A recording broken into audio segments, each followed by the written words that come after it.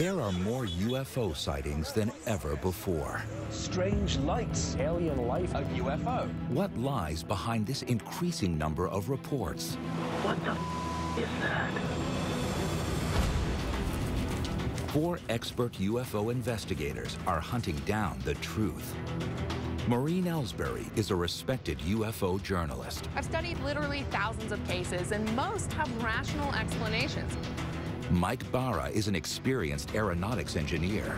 Before I believe in flying saucers, I'm going to need hard physical evidence.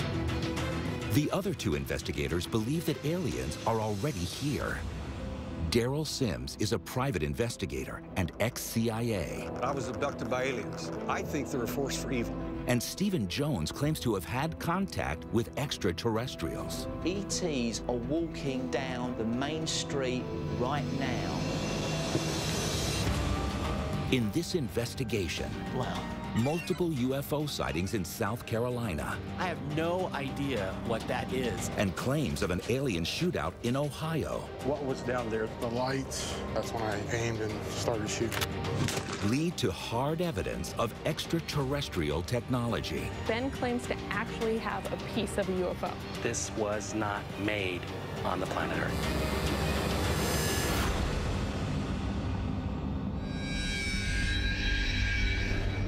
Myrtle Beach, South Carolina. Recently, there have been over 190 UFO sightings reported over the ocean. Now, the 4 highly experienced investigators are in town to discover whether aliens are behind this UFO activity and to gather evidence from local residents. UFO journalist Maureen Ellsbury has background information on the sightings. So we're talking about these lights over Myrtle Beach, which have been reported along the Grand Strand for over 50 years. People seeing erratic lights flying over the ocean. Within the last 10 years or so, the activity's increased a lot. Do we have any witnesses? We actually have over 30 witnesses and counting, but our main witness is Joe Kiernan. So let me pull him up. He's a 36-year-old married man. He's got 3 kids. He first saw these lights in July 17th of 2012, but since then he's recorded tons of video.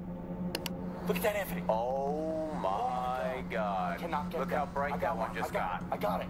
I got it. It's glowing right now. That's it. Oh, it's fading out. I can't get it on here anymore. Honestly, my gut is telling me that this is military activity and we can probably explain all of this stuff away. Mike, you are so quick to take that route, man. This is a really interesting case, really exciting. This is a close encounter case, something really important. In addition, I'd also like to see if there's any abduction reports in connection with these lights. We need to get out there. I've arranged to meet Joe at North Myrtle Beach, which is the location of his sightings. All right, team, let's go find them. Come on.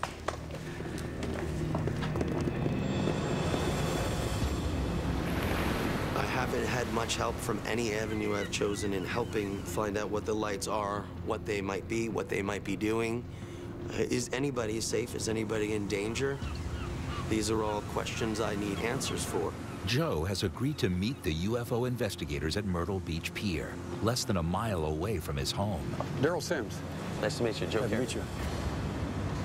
Well, thanks for coming out to tell us about your sightings. Where out here were they occurring? Well, we see them come from the south, and they head right up the coast, sometimes from the north, heading down this way, and they like to glow orange in this area here and take off in the southeast direction. So are you continuing to see these often? Lately, I started seeing them near my house. The lights are becoming lower. They're becoming closer in proximity to my family and my home. Ex-CIA operative Daryl Sims is looking for other witnesses to back up Joe's sightings.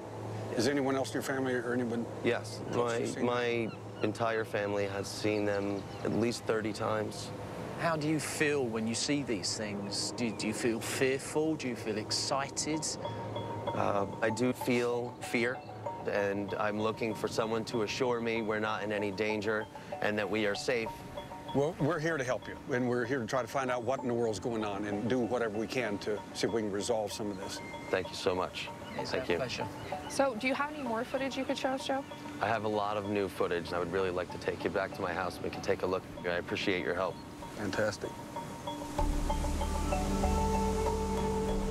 You know, guys, guys, I honestly feel really bad for Joe. I mean, he moved down here for this nice, peaceful life, and now he's getting kind of terrified. Investigator Stephen Jones claims to have had positive contact experience with aliens many times. Well, you know, this contact experience, to begin with, seeing these lights, was profound for him, but now it's just been turned on its head, and there's some fear involved, I'm afraid to say. But fellow investigator Daryl Sims claims to have been abducted by aliens and thinks they are a force for evil.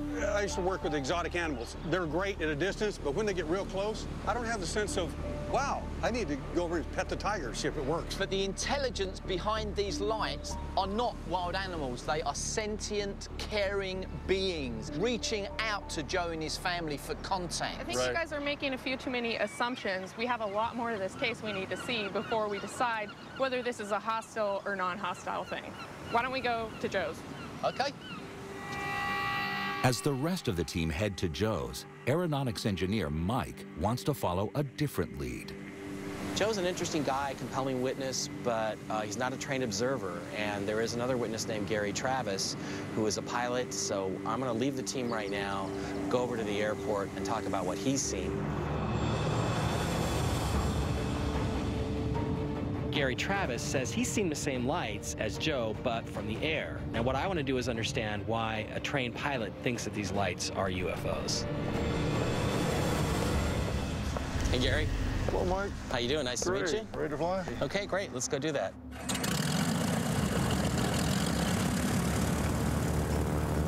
So how many years you been flying, Gary? Well, 38 years. 38 years. Yeah. You've seen a few things in the sky, I would imagine. Oh, yeah, I've been watching the skies for a long time. And we're off. You know, I've never seen anything unusual while I'm flying until back in October of 2011. That was the first time. It was probably 15 minutes before sunset, and I was in the landing pattern for that runway. And there was no traffic on the radio, no other planes were announcing they were in the area. What was it that caught your eye? I'm looking for other aircraft, and I saw an orange light over the horizon. Did this have any other lights on it, or was it just a big orange? Just one big orange light. I just estimated 2 or 3 miles away at my same altitude. Okay, so it's out over the ocean, it's bright orange, and it's away from the sun, right? But I didn't look at my instruments, so I just flew straight toward it to get a closer look. You know, you read some stories about people seeing UFOs and their cars stop. I thought, it wouldn't be good for my engine to quit right now. You know, I didn't want to have to take a swim. I flew toward the light for about 45 seconds. You knew immediately that there was something different about this. It was very unusual. I'm always looking for other aircraft. You know, most conventional aircraft, whether they're large commercial planes or military or whatever, helicopters, they've got strobe lights, they've got a red light, usually a green light. It was definitely not an aircraft. Okay, and how long would you say you observed it for? I'd say 1 minute. About a minute solid. And then what happened to it? It just disappeared. It just blinked out of existence? Blinked out. All I can tell you is this. I've been flying for a long time, and I've been watching skies all my life, and I've never seen lights like these before. Gary is unable to identify the lights, but Mike, who has studied aviation for many years, still believes there is a rational explanation for what Gary saw. Gary's a great guy, rock-solid witness, excellent observer, tons of experience in the air, but what he described and where he pointed out that it was is right where they do the air combat training here locally. So I'm going to get up to the Air Force Base and find out what they were doing and when they were doing it. Early next morning, the rest of the alien investigators arrive at Joe Kiernan's house to examine the new footage he has of the UFO lights. This is the place where we're going to investigate this case thoroughly. Hey, Joe. Hello, Hey, how are you? Thanks for having us over. Oh, please, come in. Very happy to have you. Thanks, Joe. Hi, Joe. Oh, nice Good to see you again. Good to see you, sir. Please, come in. This is a lovely home you got here. It's very nice. Thank you very much. But before he shows them his video, Joe takes the team to the back of his house to point out the flight path of the UFOs. The majority, when they come traveling right through here, and they tend to be right over this tree line here, at an incredible How close to rate. these trees and these houses do they actually get? It's seldom they're higher than that tree line. Joe followed the lights and filmed them at a pond behind the trees. He wants to show the UFO investigators just what he saw. This is what I see over that pond. And you can see here, as the camera pans right, there appears to be something red that'll grab your attention. It enters there. When you put it in slow motion, it breaks the plane of the water. It will glow.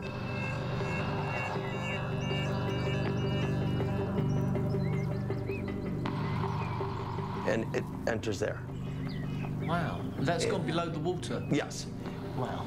By darn, that is strange. I've never seen anything like this.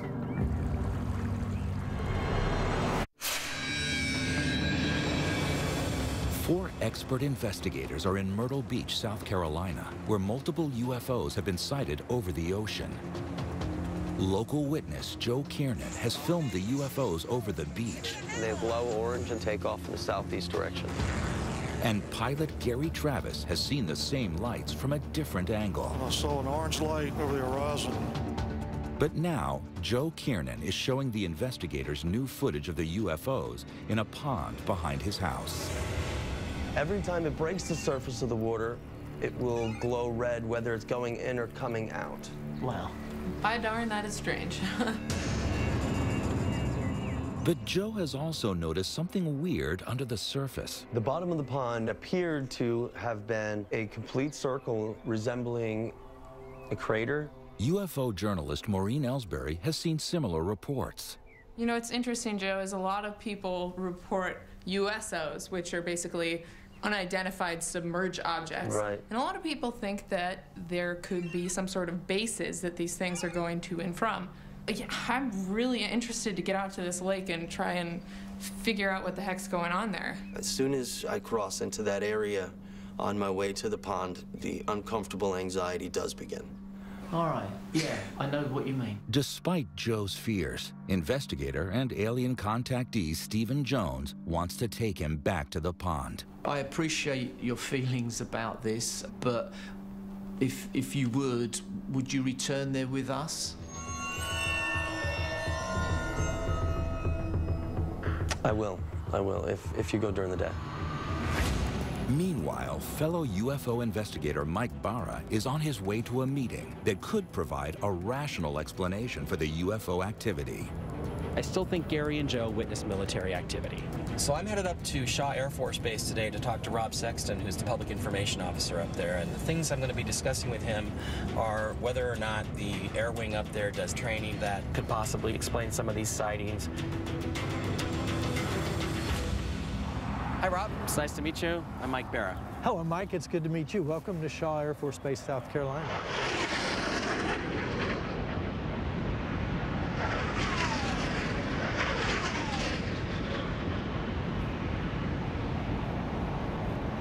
It's really cool.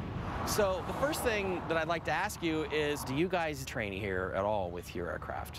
Well, yes, we do. Shaw's 20th Fighter Wing is the largest combat F-16 wing in the United States Air Force. Okay. We train over the ocean, off Myrtle Beach, all the time. And because it is combat training, our aircraft do eject flares. Do you ever do training exercises over land, over populated areas? Yes, it could occur over land as well. Would you happen to have a schedule of the weeks in the last, say, 6 months that you guys Actually, have done? I looked into that, and so I'm able to provide you a schedule of the weeks that we did night fly in 2012. Okay, that's fantastic, and we'll be able to compare that with the sightings that we have. I think the case to be made that these are flares is pretty strong. That evening, Mike meets with Joe at Myrtle Beach. Mike's devised an experiment he believes will prove to Joe that what he's seeing are military flares, not UFOs. We usually set up and film in this area here. Oh, okay. Right along the dunes here. Mike is using a distress flare to simulate the signature of a military decoy flare. They are parachute flares. They're going to go up about 1,100 feet into the air, and you brought your camera, the same camera you've been using to record this stuff. Fantastic. I'm very excited to do this. Very excited. Great. Let's get to it. Let's do it. Cameras ready? I'm ready to roll. All right, let's go.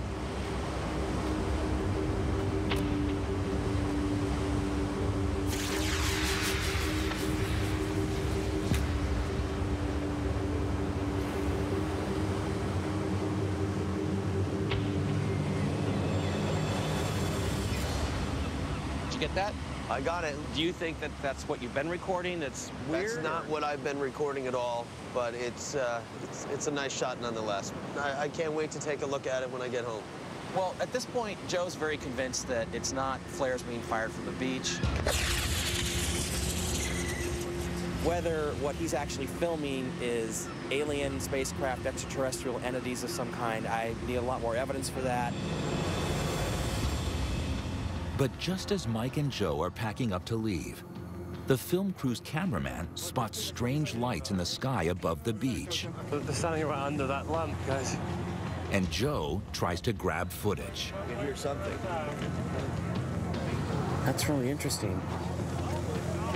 Get another one for you. That's great. There's two of them. There's two of them. It's interesting they're flying like that, one right behind the other. But it is a very weird pattern.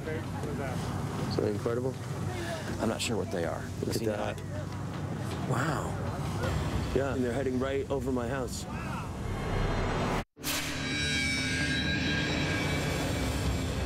The alien investigators are at UFO hotspot Myrtle Beach, South Carolina. Hello, how are you?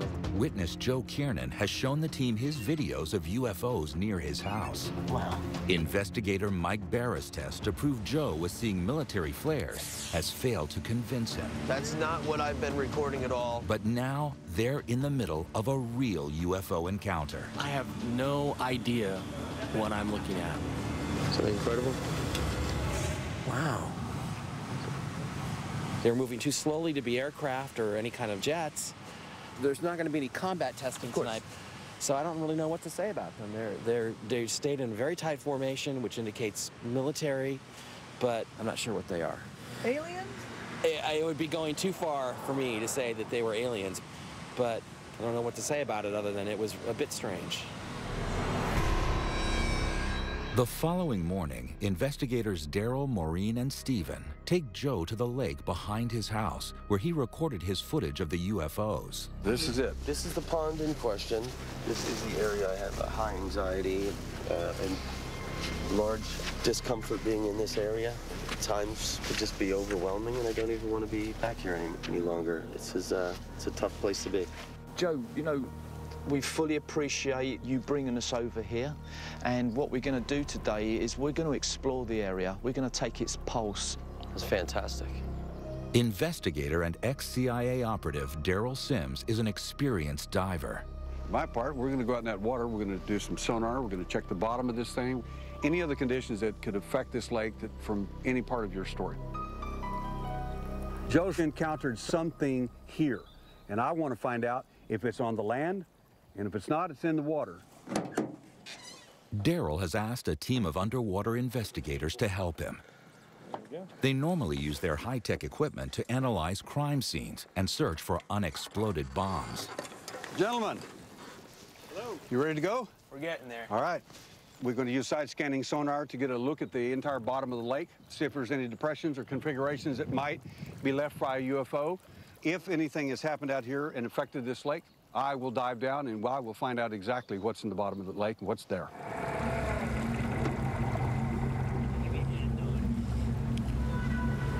I want to check everything that's out here that's an anomaly. I don't care what it is.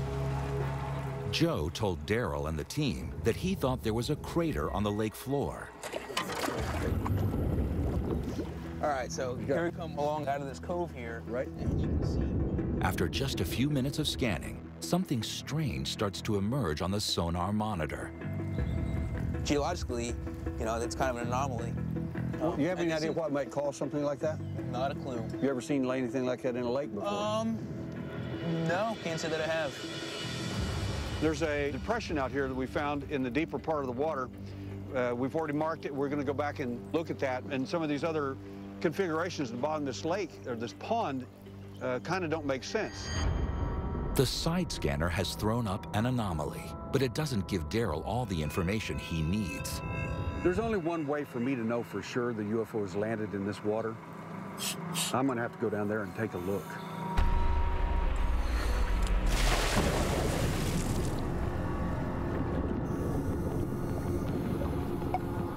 Daryl is using an underwater camera to relay pictures to Joe and the team on the boat.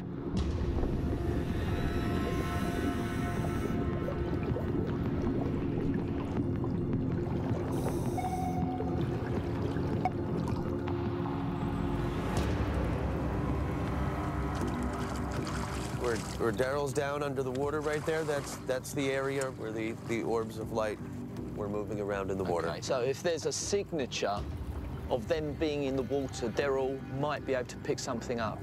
After more than an hour, Daryl finally emerges with his findings.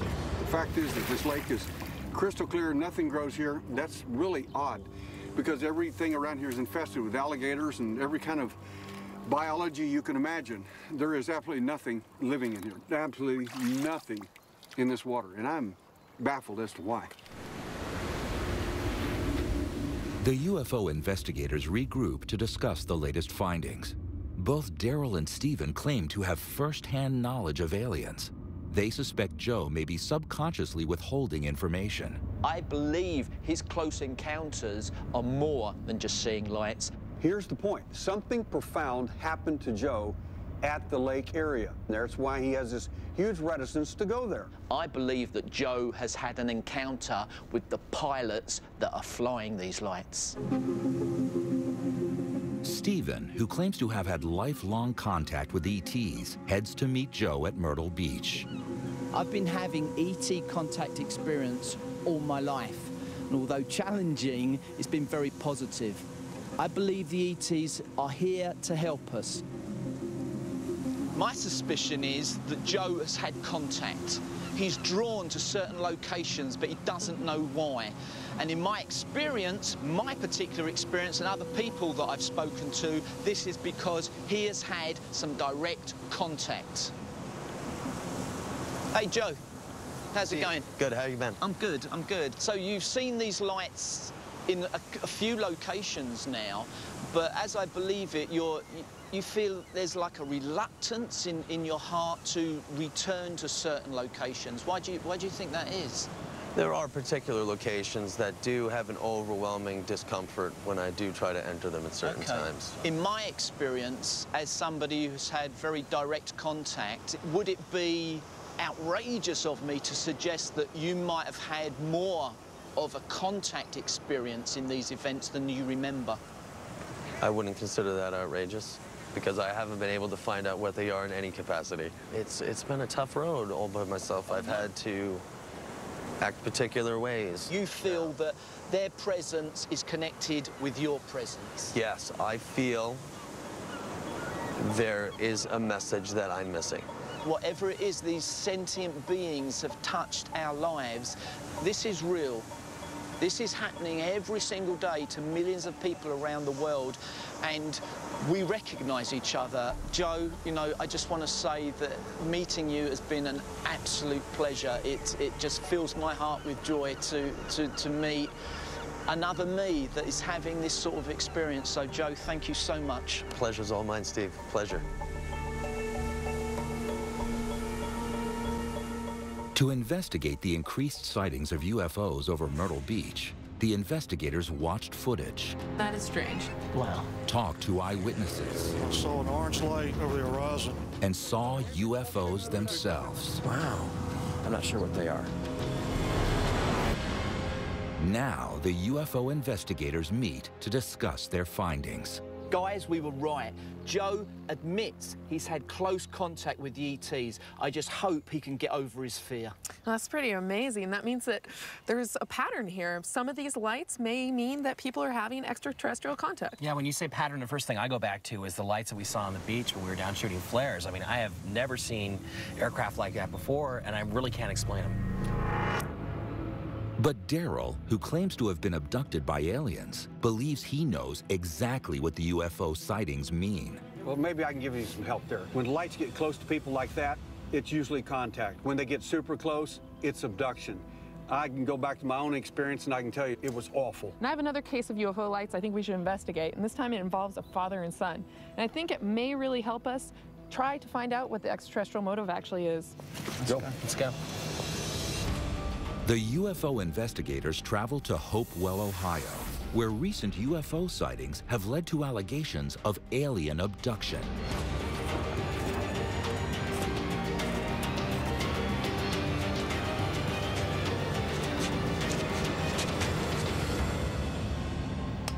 So we have another case similar to Joe's, where a witness is reporting orange orbs as well as other unidentified bright lights in the sky. Now, the difference between Joe and our witness, Ben Foggin, is that he's also reporting that he's had multiple abduction experiences. And I don't think that they're here to help us out and pat us on the back and all that kind of stuff. I saw a whole bunch of tables with a whole bunch of people and a whole bunch of aliens around them doing the same thing that they were doing to me. He's talking about horrific events going on in his life. This is abduction. There's no question about it. Well, yeah, well, why don't we go meet Ben? Okay. Let's go.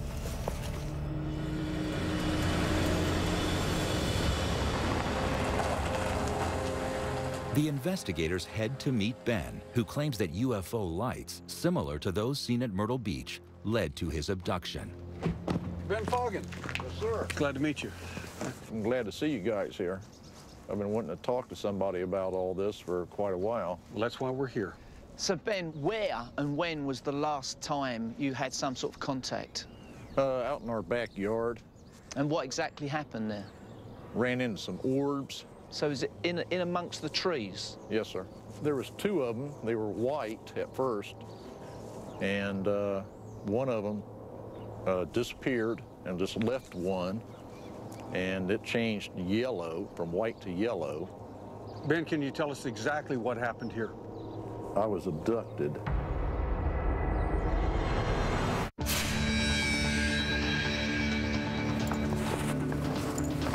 The alien investigators are looking for a link between sightings of UFO lights and ET abduction. In South Carolina, witness Joe Kiernan felt threatened by orb-shaped lights. I'm looking for someone to assure me we're not in any danger. Then investigator Mike Barra witnessed them for himself. I don't know what to say about it other than it was strange. Now they are in Hopewell, Ohio, where eyewitness Ben Foggin claims similar UFO lights led to his abduction. I was abducted.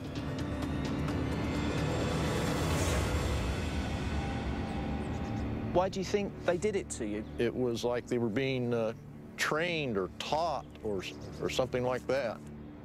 I remember that I was on a table, opened up. Physically opened up? Yes, sir. A medical procedure? Yes, sir. Okay. I've had my ribs separated, some sort of clamps put on each side of my ribs, and I woke up. There was no cut, no sign of anything, but the sensation was there. The ETs have done this? Yes, sir. How does it make you feel, Ben, when these things occur? I'm mostly concerned about my family having experiences also. Yeah, I agree. You should definitely be concerned about your family. Along those lines, I heard that there had been an incident with a shotgun. Yes, with my son. He got a little bit excited and grabbed a shotgun, and I wasn't aware of what he was doing. And he went around and started shooting at it. Oh, my goodness. For Daryl, who claims to have been abducted, Ben's story stirs disturbing memories. The aliens first came after me when I was a little boy, and then they came for my son. They come after families. This is how these cosmic skinheads operate. Ben's son Terry agrees to show the investigators what happened the night he saw the UFO lights. Is this about where you were at when this event happened? Yes, this is the area where it happened. What was it down there that caused you to shoot? The lights, because it was like right there at the baseline of the trees. At first I thought maybe it could be hunters back there messing around in the woods with a bunch of bright lights, but I got no response when I yelled out, "Who's out there?" That's when I aimed and started shooting. Terry, show me exactly what happened that night. Sure. I was standing about right here. I cocked it, loaded it, and then I aimed it. The first one I shot was kind of like up here. Yelled one more time. Who's out there?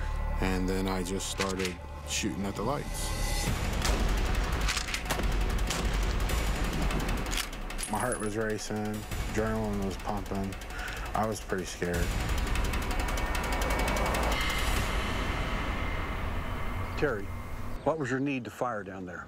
I was scared. My reaction was just to grab it and I shot, and that's about it. Terry fired 5 shells at the UFO, and his father Ben claims at least one of them hit the target. It was making a noise that sounded like a broken washing machine, and then the noise stopped. And when it stopped, right after it stopped, I thought I heard a thump. Ben claims that Terry's shots dislodged a chunk of material from the UFO. Wow, I would really like to get my hands on that. Got it right inside. I'll go get it right now. Awesome, thank you. Great. What do you think? Well, if he's got it, that's really cool. I mean, that's something we could actually get our hands on and physically test. And if it turns out to be something unusual, something weird, you know, it could be, it could, yeah. Very rare. Here you go, gang. Oh, awesome, thank you. Wow. Wow, that is cool. Jeez, look at... What did it actually land on? There was gravel and sand. Okay, so Ben, basically you found this thing in your driveway then, after having heard it hit to the ground, right? Yes, sir. Okay. So did you touch it straight away? I bent down to pick it up, and when I touched it, it was hot. Ben, if it's okay with your permission, we would like to take it to a lab for some testing. You bet. Ben, I'd like to take Stephen, if you don't mind, and we'd like to go out to the driveway and look at the area and check it for radiation for a number of different tests we'd like to do. Sure. Good man. All right, well, we'll see you guys later. All right. Yeah, I'll see you later. Have fun. Okay, good deal. Maureen and Mike may have their hands on a fragment of the mysterious orb-like UFOs that Ben claims have been plaguing him and his family.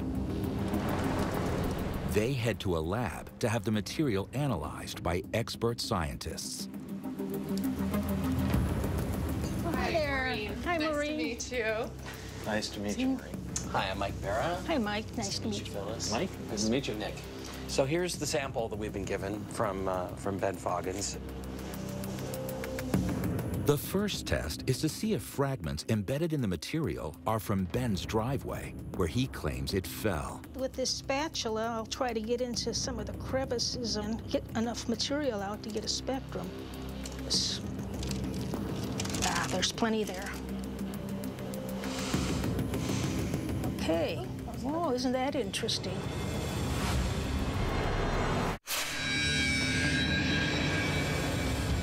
Sightings of orb-shaped UFO lights in South Carolina. Wow. By darn, that is strange. And Ohio. They were white at first. Led to claims of alien abduction. I was abducted. And material being shot off a UFO. Now investigators Maureen Ellsbury and Mike Barra are having the material analyzed and are getting surprising results. Okay. Oh, isn't that interesting?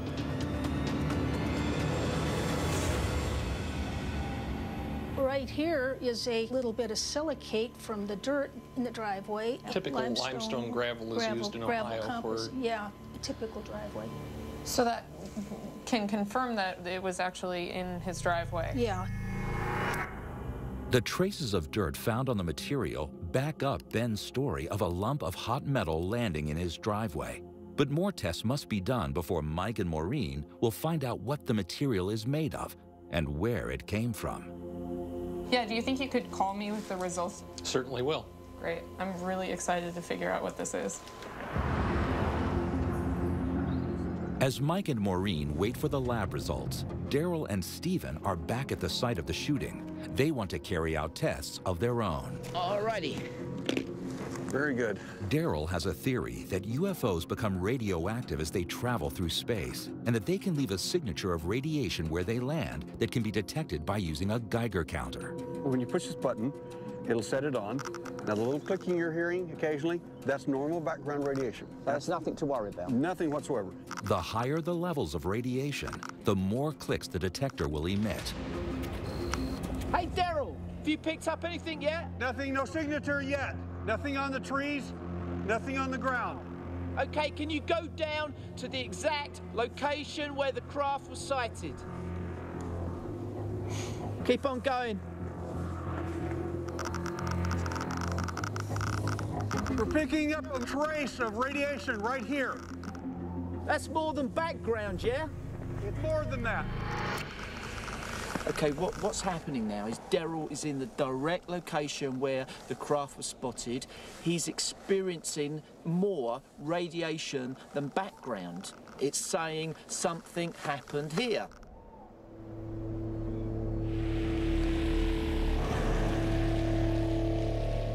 As night falls, Mike and Maureen finally get the call from the lab.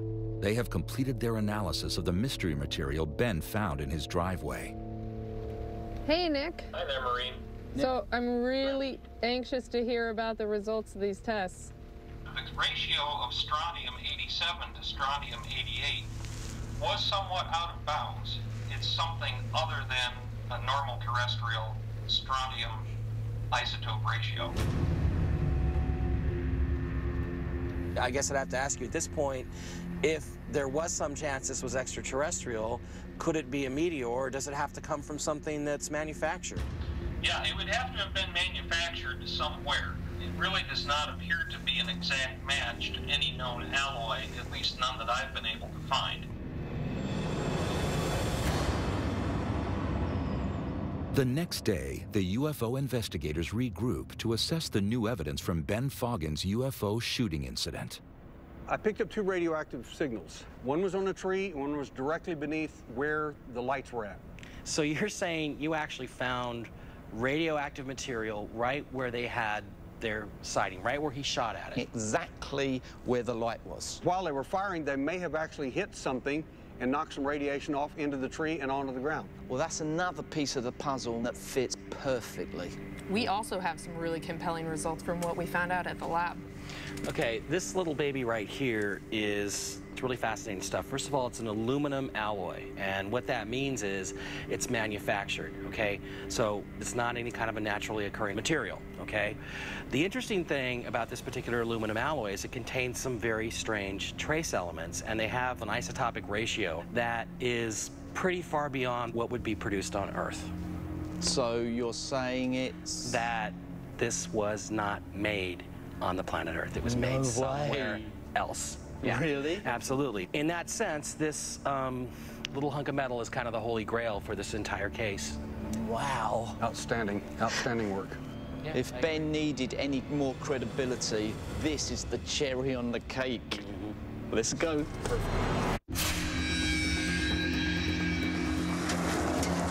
The UFO investigators have uncovered mounting evidence that orb-shaped UFO lights may be alien craft. Wow. By darn, that is strange. Multiple eyewitness accounts in Myrtle Beach. I saw an orange light over the horizon. The lights are coming closer in proximity to my family. I have no idea what I'm looking at. Claims of abduction in Ohio. I was abducted. Debris from an alien shootout. And confirmation that the metal may not be from planet Earth. It really does not appear to match any known alloy. This was not made on the planet Earth. All point to possible link between sightings of UFO lights and incidents of alien abduction.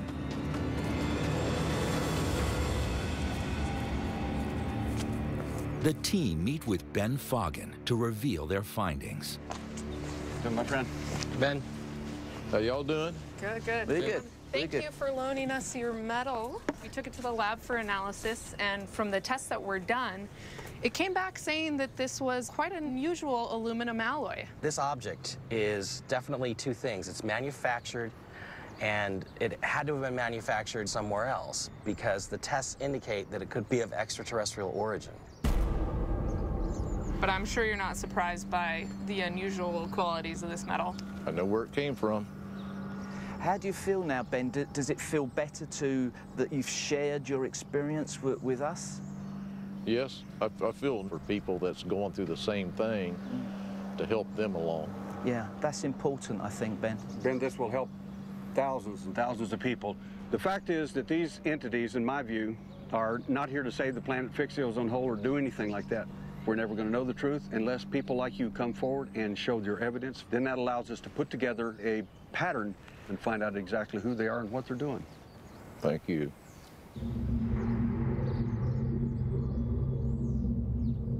After gathering first-hand evidence from 4 witnesses across 2 states, the UFO investigators sum up the case. You know, for years people have been separating UFO sightings to abduction cases, and now we have evidence that those are linked. You know, and now we're having a rise in sightings. I think we're going to get a rise in abduction cases as well. Well, that really troubles me. The alien's not here for our benefit, and that's not really any good at all. Yeah, but Daryl, you know I disagree with you, man, and I just feel that if Ben and Joe can, you know, dig deep and find some inner strength, they'll know that this is not a threat. All this stuff aside about abductions, what amazes me is that we go from a case where I think we really don't have much physical evidence to a place where I'm actually holding something in my hand that probably came from somewhere else. And that's just like, I don't know, it's bizarre, it's thrilling. If that's the case, Stephen, I hope you're right, and I hope the reason is they're up to good. Let's go.